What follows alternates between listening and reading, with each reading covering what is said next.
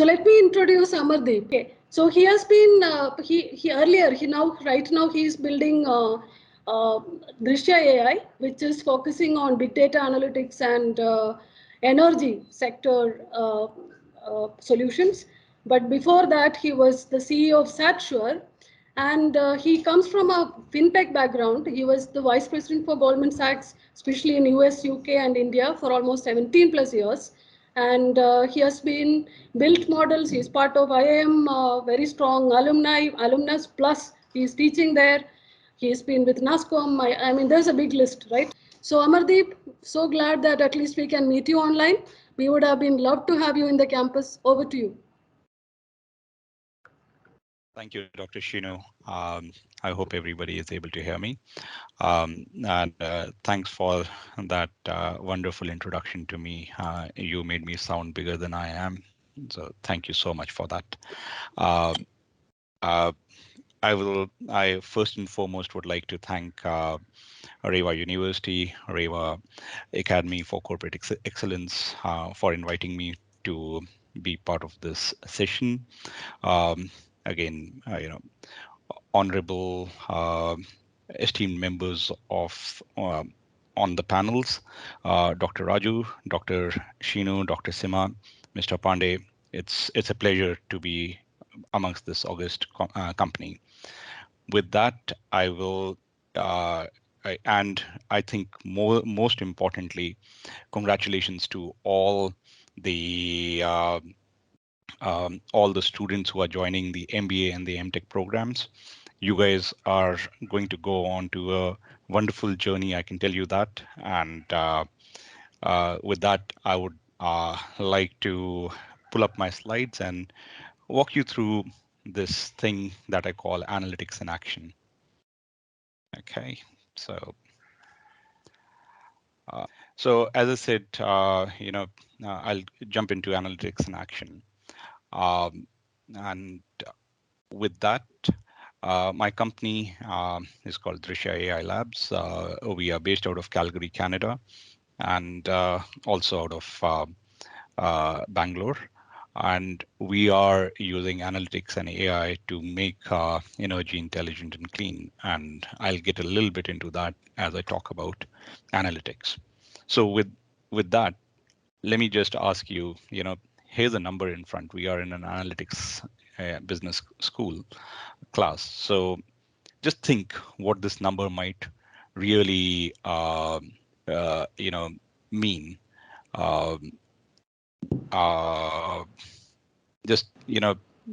This number may mean many different things to many people, but numbers always have context. So when we are dealing with analytics, we are dealing with data. It means context. The moment I put this symbol in front of it, the context may change. Okay.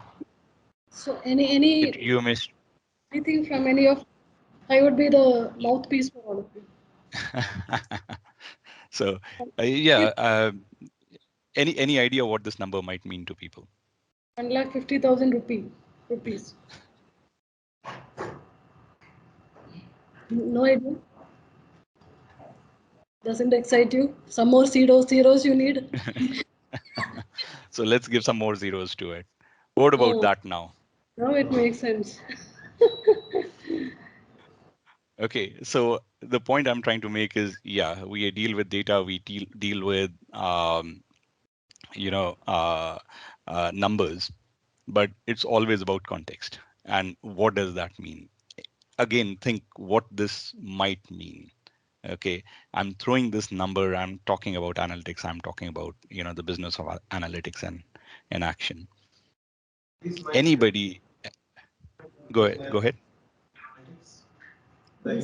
I'm sorry? India business size of analytics market. That's what. In India, analytics business size. Interesting. Very interesting. Very interesting.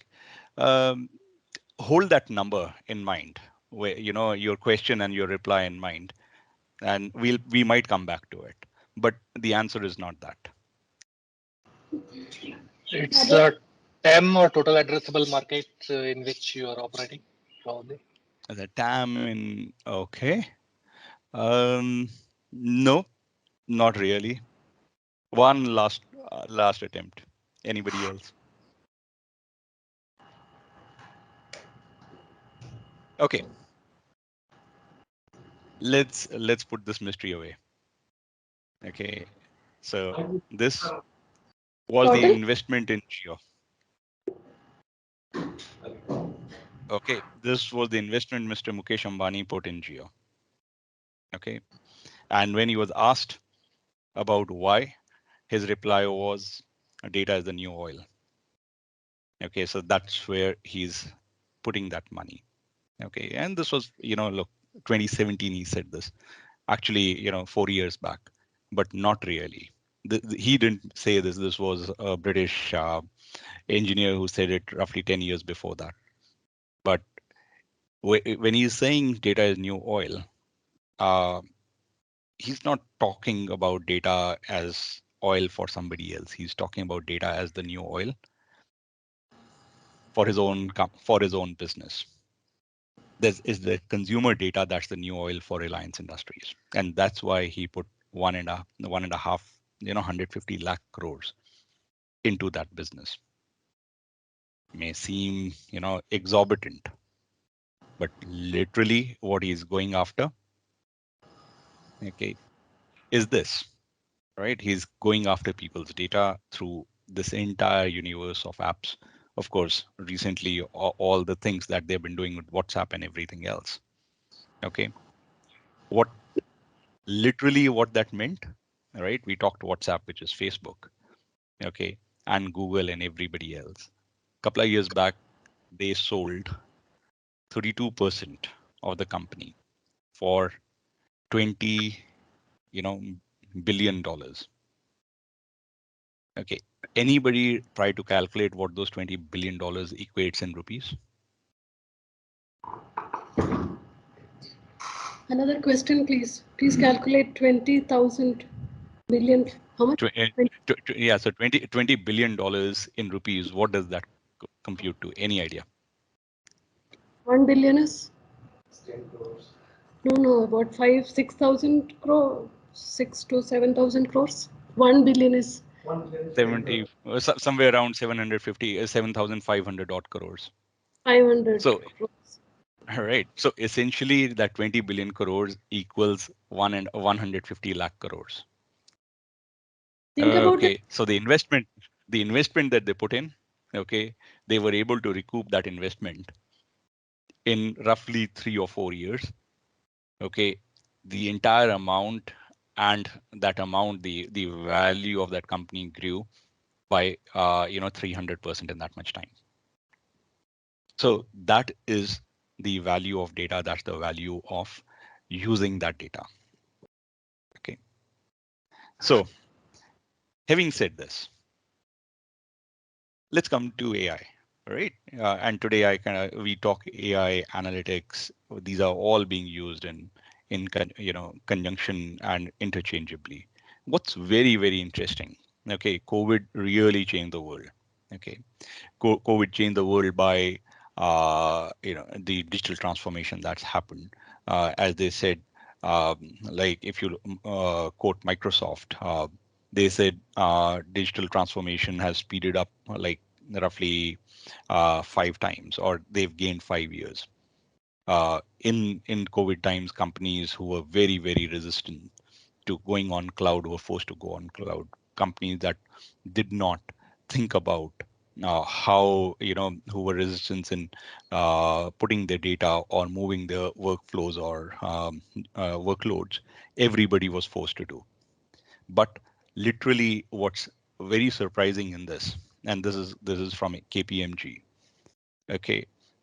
You would think during COVID times, finance was there, education, health tech, all of these, you know, would be the leaders in AI. What's really surprising is industrial manufacturing was jumped the maximum. Okay. And if you really think about it, why they had to jump? Because they were dealing with physicals. And anybody who's dealing with physicals in last few years, they had to literally figure out how to, uh, you know, continue doing business and run their supply chains when people were not able to be physically there. And that has led to this massive uptake of AI in all of these sectors. And what that also means is the way we are, the way the business is going to be done, how it used to be done before COVID times and how it's going to be done after is going to be completely different. So if we look a little further, okay, and look at what Gartner says, uh, Gartner, this is their major trends for 2021.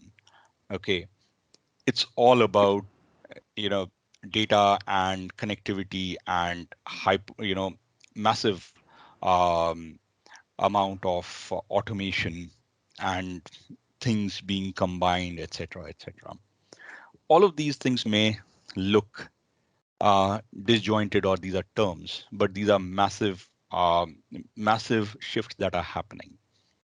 Okay, let's and let's put this in context. All right, people centricity, independence, right? Location independence, distributed cloud, distributed computing, automation, all of this. Let's look at what this really means in terms. And I think the best example is the self-driving car. If you look at a self-driving car today, uh, so if you look at a self-driving car, it's got loads of sensors, right? LiDAR, radar, video, you name it. And it's got compute. Okay. If you really think how the car was trained, and it's got loads and loads of neural networks inside it. Any idea, take a guess how a self-driving car is trained to drive on the road.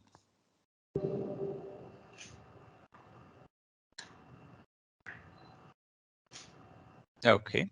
So let's understand this, right? We are getting into analytics. What is machine learning? You take old data and have algos over there that understand that, that learn from the data. So over here, if you look at a car, self-driving car, there are only a few outputs: accelerate, brake, and turn. Those are three or four out, and maybe you may include, signal, fourth output. Okay. So how do you train the neural networks in there? The neural networks have all these sensors. So the sensors are running and you put a driver in the car and tell the driver to drive. So sensors are sensing and collecting all the data. That is what's happening around the environment, and the driver is taking actions. So they are, as the driver keeps driving, the driver is taking actions of turning the wheel, accelerating, decelerating, or braking and whatnot. And based on that driver's behavior, the neural networks are learning, and you keep doing enough of that with enough drivers, enough of these training cars, and you will get a model that is a neural nets that are trained that will start behaving and driving the car. Okay, I've kind of simplified it, but you get the context. Now, if you go back to the previous one, it's all about location. It's all about distributed computing, AI engineering, all of those aspects that I mentioned. But let's look at the self-driving car a little further. So I mentioned this, right? So the car has to actually figure out what's happening around there. But more than that, what is not just the environment, what's the road? Okay, so it has to plot itself. Then it has to kind of figure out the trajectory or where it'll go based on things over there. So ultimately, what the car is doing is what's called localization. It's trying to figure out where is it, what is happening in the environment around it, how the environment will change, then plot the trajectory, and then make changes to the control system. Now, if the control system on these cars, when you think about it, majority of these cars already have cruise control. So the control systems already exist. It is the intelligence on top of it that's been added. Okay, and that is the point that I'm trying to make, right? So, and all of this is happening and will be happening every millisecond on the car, millisecond and microsecond, because ultimately we are dealing with, life and death. Okay. So taking this, so this was kind of mechanics and cars and everything, but let's change the context slightly. Today, everybody talks about SaaS, right? So we are on Microsoft Teams, another SaaS product, all these companies that are heavily SaaS driven, where you get to you get to uh, you know, uh, the software without installing it. The software is consumed from the internet. Okay. Why? And if you look at this, right, if you really think about it, the old style way of selling used to be you generate leads, you do a demo, you do a proposal, you win the business. Okay, so even if we talk about Zoom, the predecessor to this, all right, let's say Cisco used to do whole lot of video conferencing. Okay, and that was the way they used to sell. Okay, even in Goldman we had Cisco's telepresence systems and all. Okay, that's the way they used to sell. Okay, or Zoho's predecessor, right? So Zoho is doing the CRMs, and you had the ones like Salesforce and others who were where you actually needed to install, and that was the way of doing business.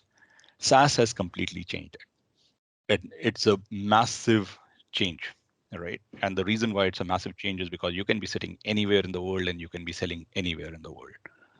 And if you look at the SaaS business cycle, it is completely data driven.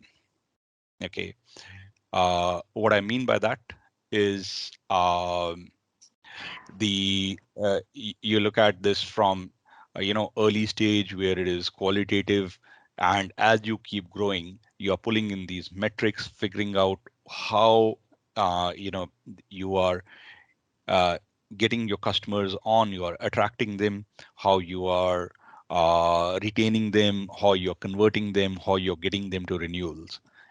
Okay, and every single bit is driven by data. It's driven by analytics. Who do you uh, spend your money on your internet advertising dollars? How do you target the clients? How do you, if the client is likely to churn away, how do you prevent the client from churning away, etc., etc. This is what drives all of the businesses today. And when I talk about businesses, I'm actually talking about all these companies that have recently this year become, these are all the companies that became unicorns this year. Almost every single one of these are internet based companies all out of India. I'm not even talking about, companies outside. Okay. Every single one of these have aspects of SaaS at the back of it. Whether you look at, let's look at it, right? There's digit in there, okay, or Zeta, or or Cred, very famous, but let's look at some of the other ones. Okay, every single one is now following that same cycle that I showed you earlier. Okay, these guys are, yeah, unicorns. That means what? All right. So they are valued. The value of the company is about $1 billion. Probably they have had roughly around $100 million of sales, or a little lower. Okay, but we are still talking about a company, okay, which was valued. So they sold some shares, and they sold, say, 10% of the company at 100 million, and they were valued at $1 billion. Okay, so that's what a unicorn is, the value of the company. Okay, not that they have achieved those sales, but the point I'm trying to make is today data AI analytics is driving massive amount of value. Let's look something at this thing called value in a slightly different context. Okay, anybody knows this company called Ant Group?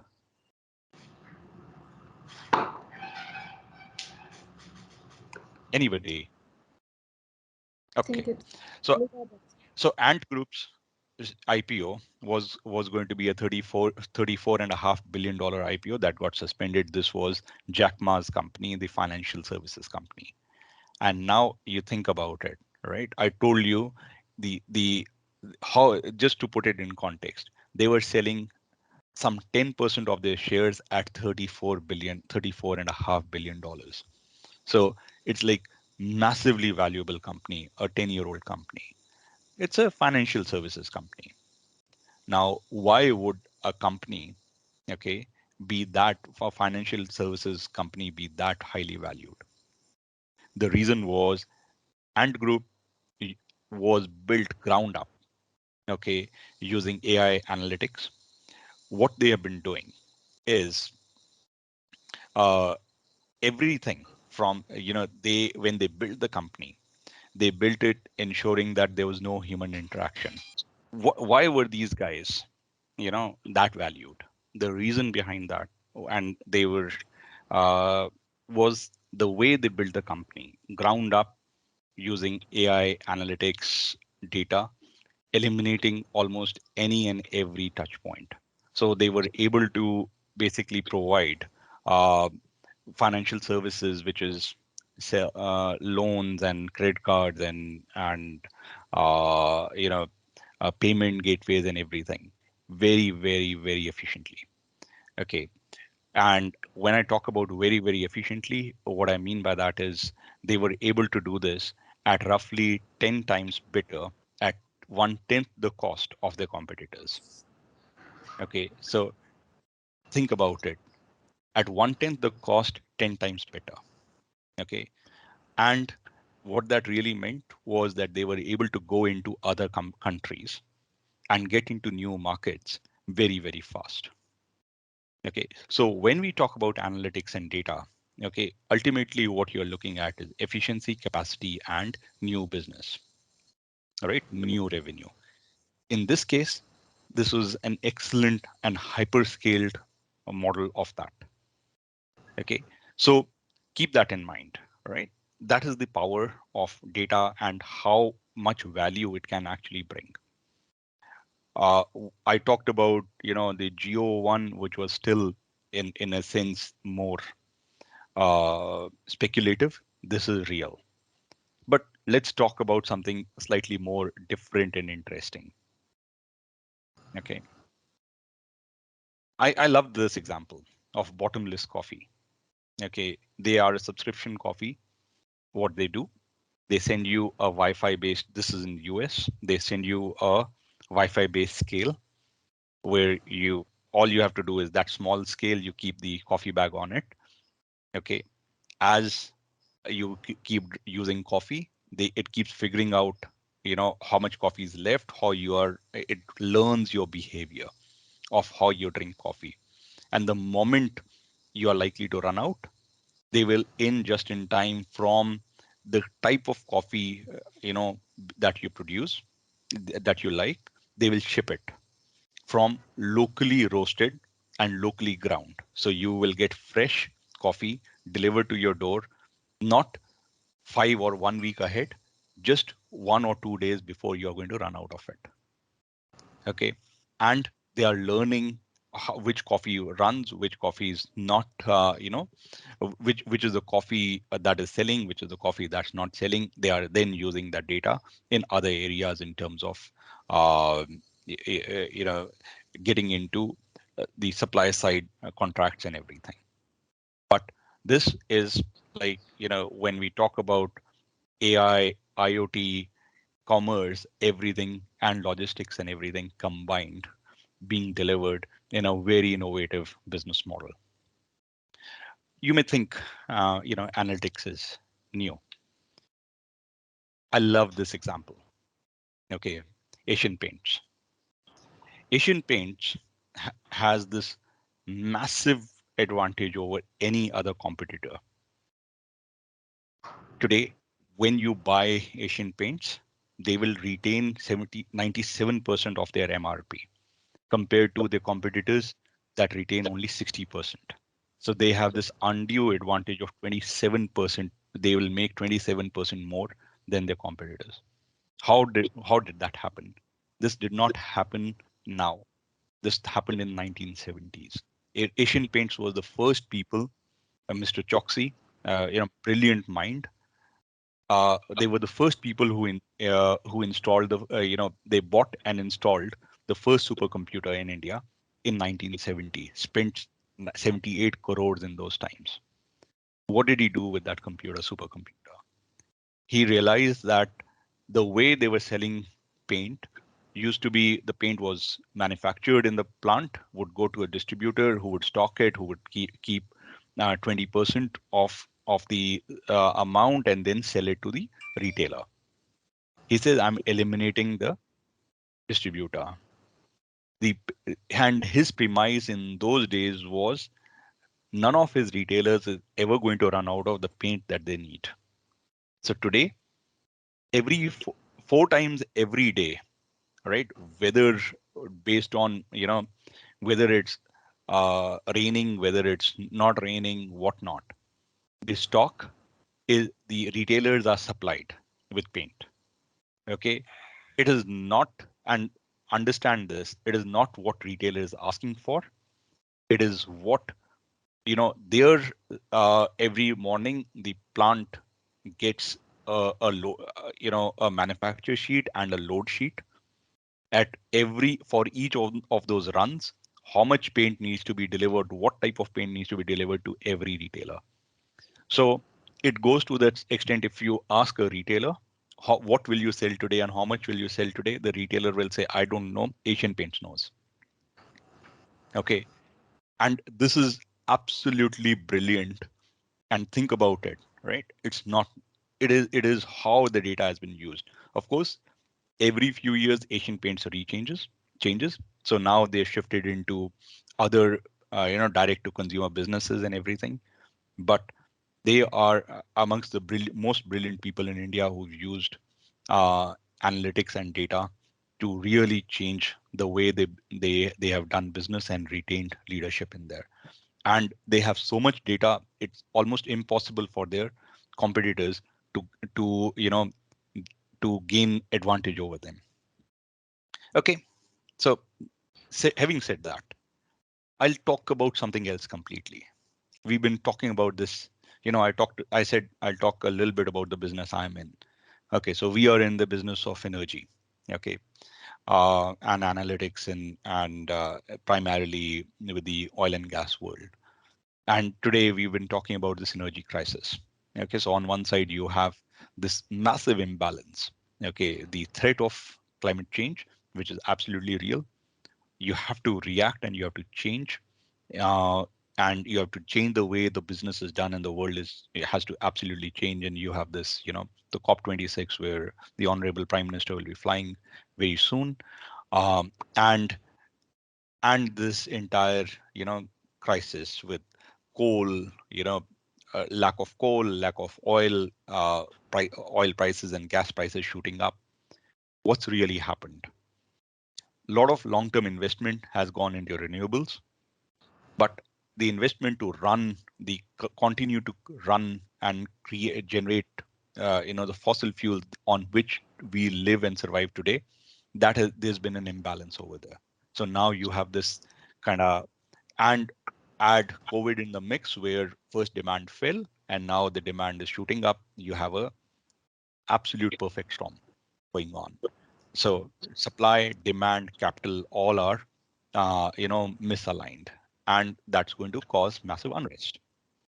So, but I'm talking about this, but where does data and analytics come into play? Okay, so you know we are talking about, right, in India we are talking about 200 gigawatts of solar to be deployed and electric vehicles and everything. That may look simple, but literally think about it, right? Earlier, what was happening was the power plants, even today, all right, we live in the house, we consume power from the power plant and we send the money, pay the bill. End of the story. It's, one-way street in both direction. If you think about what an EV does, let's talk about a single EV. Okay. The load in a house, if you got a inverter in the house, will be what, 5 kilowatt or something. Okay, a single EV can be up to 30 odd kilowatts. Okay, that's massive amount of load.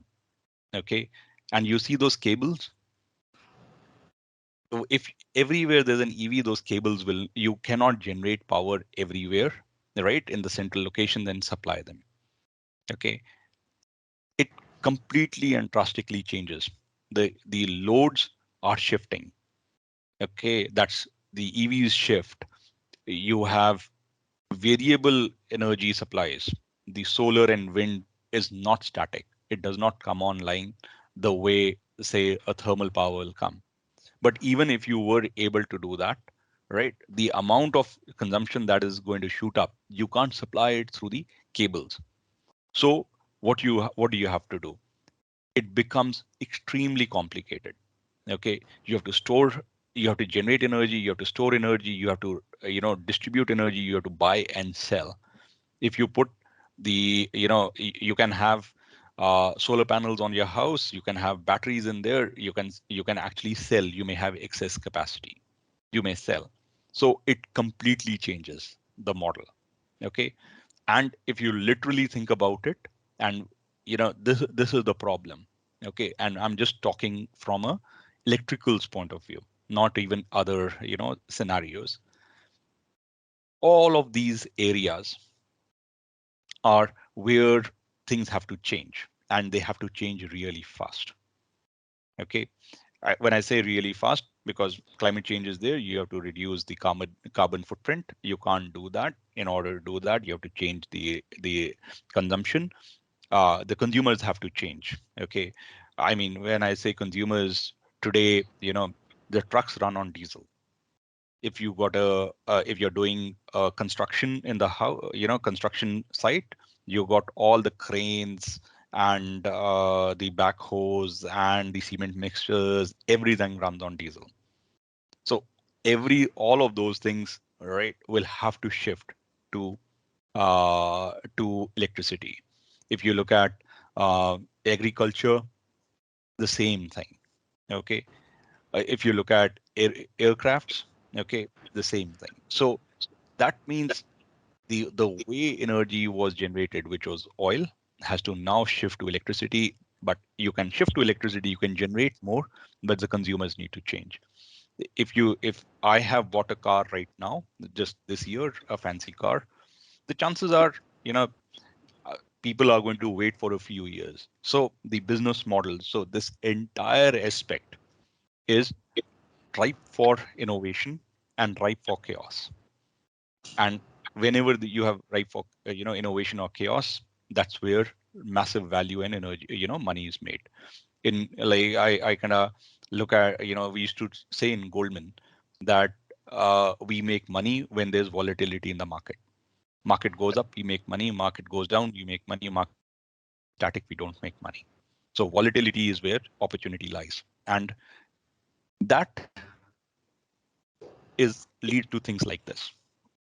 Okay, a completely new business model where they are going to be generating power on top, allowing people. So this is the way rest stops are being reimagined on the highways. So people come, park their car, go eat food. There is the energy is being generated, power is being generated, but there's also excess being supplied and or being bought, and there can be power purchase agreements and everything. So massive opportunity for innovation. What does that literally mean for us? Okay, everybody in this room. Today, somebody said, all right, the market size for analytics and you, so that was, that number was $20 billion. And I said, remember or retain that number. Okay, today the market for analytics AI is roughly around, in India, not even globally, is roughly around $7.8 billion.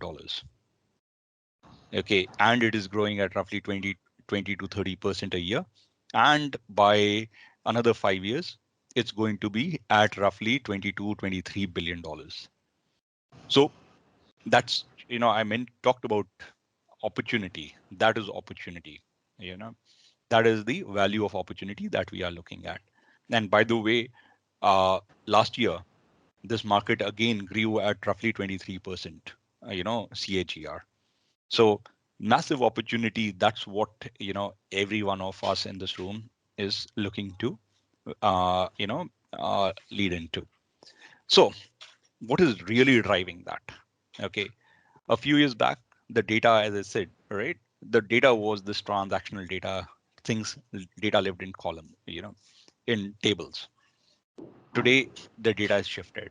It's files, it's unstructured, it is interactions, it is machine generated data. Each one of these is, there's like massive amount of data, that huge volumes, and that is the domain in which AI today lives in.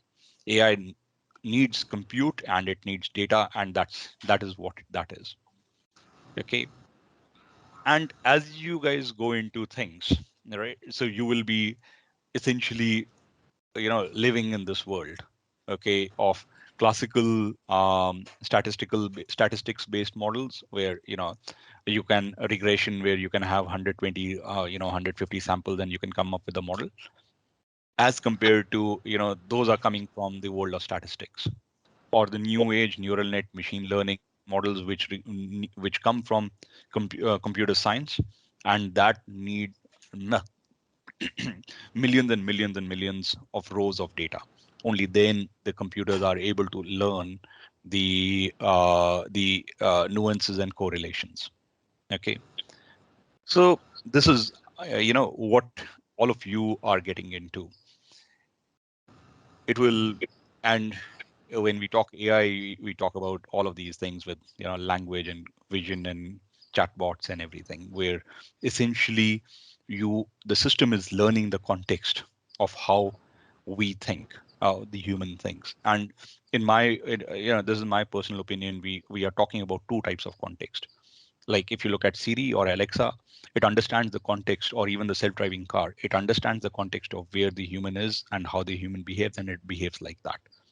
Or alternately, when we are dealing specifically, when I talked about energy and sensors, where you're talking about massive width of data and massive depth of data, like thousands or even hundreds and thousands of variables, and millions and billions of rows, that is beyond the human capability of the human brain.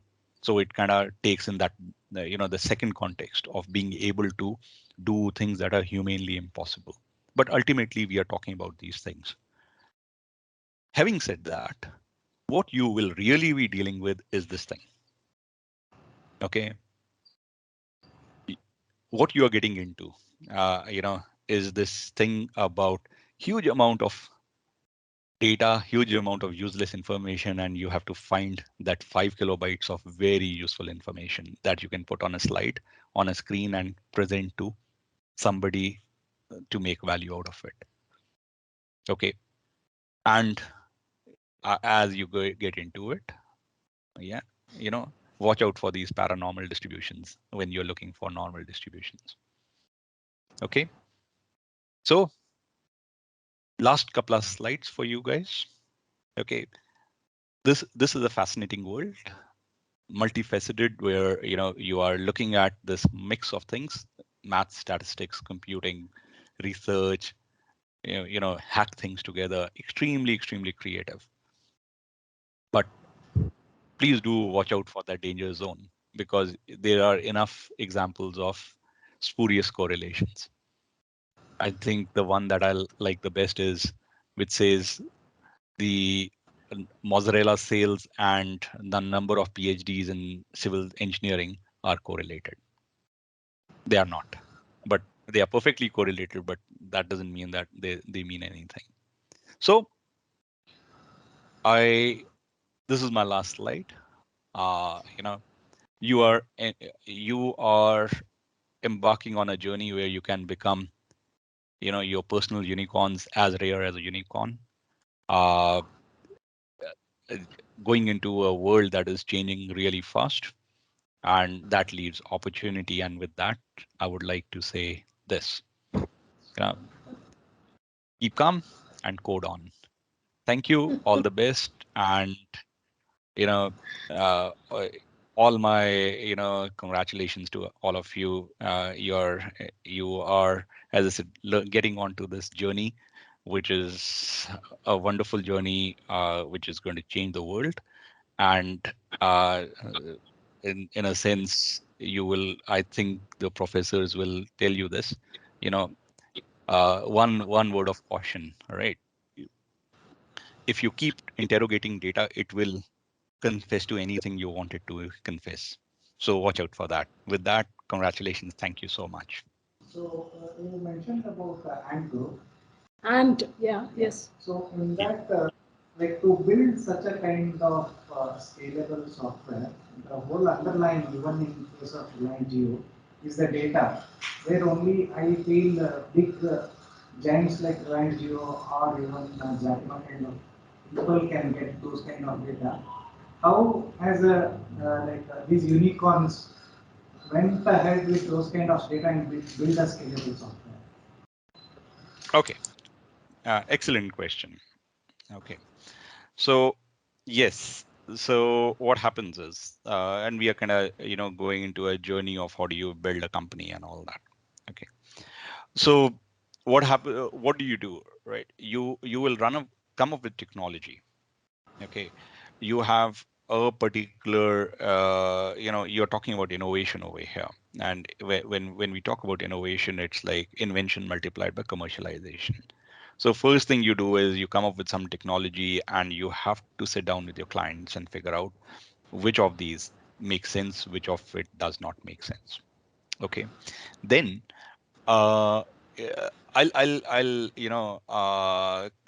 come up with this other aspect where you have to also uh, go and collect data. Okay. Uh, and that is where you have to be very innovative.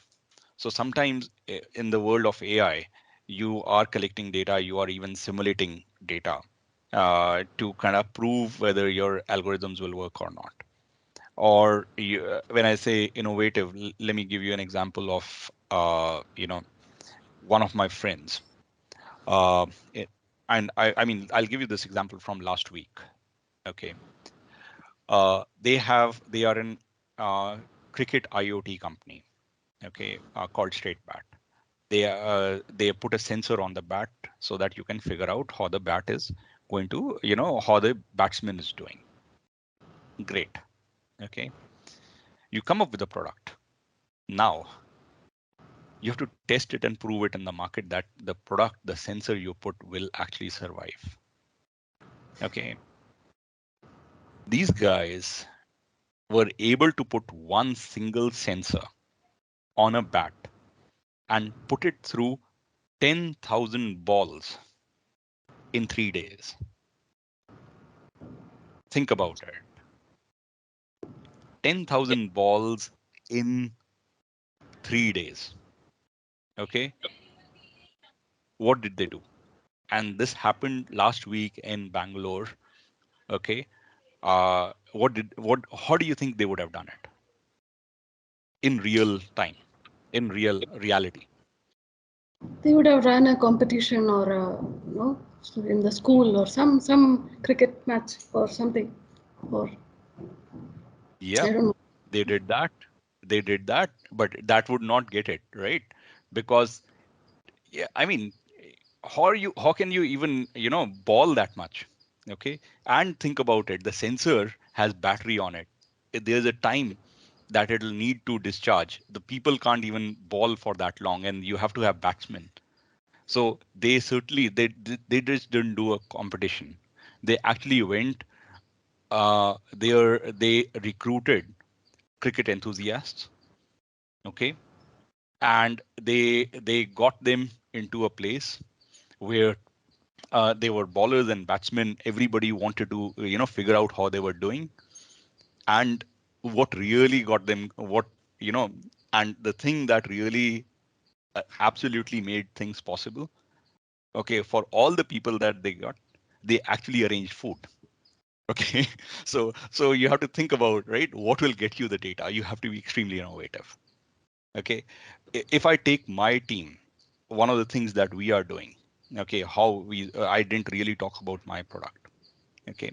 So what we do, we've built a system anybody who's from an engineering background, especially, first year, we always hated those things called engineering drawings. But when you're dealing with heavy industry, the heavy industry lives on engineering drawings. Okay. And these live on paper in PDFs, and some of these are 10 years old, 20 years old.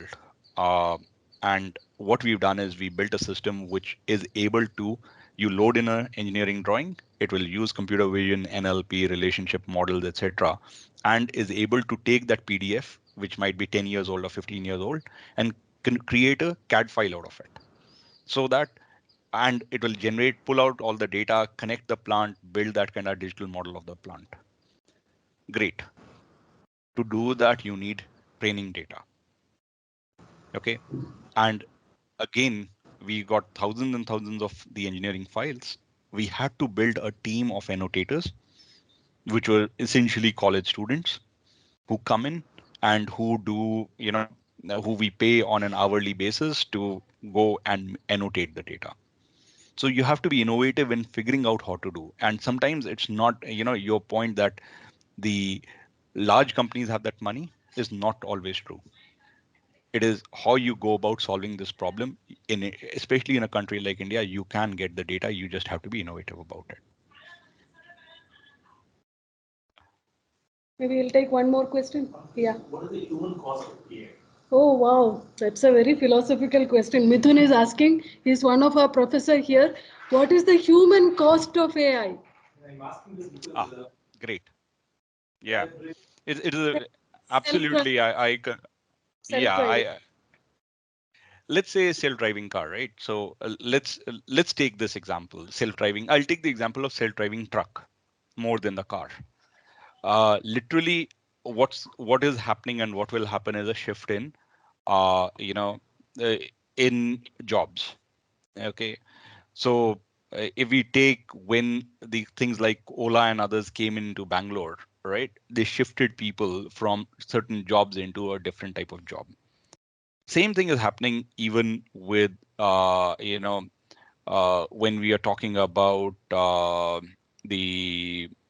with AI.